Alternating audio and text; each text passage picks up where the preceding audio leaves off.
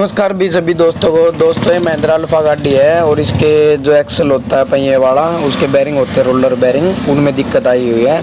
अब इनको चेंज करने का तरीका हम बताएंगे किस तरीके से बैरिंग चेंज किए जाते हैं। तो वीडियो में आप लास्ट तक बने रहना। तब तक के लिए चैनल को सब्सक्राइब करें, नहीं है तो वीडियो को लाइक और कमेंट करना जो चीज़ समझ में नहीं आए।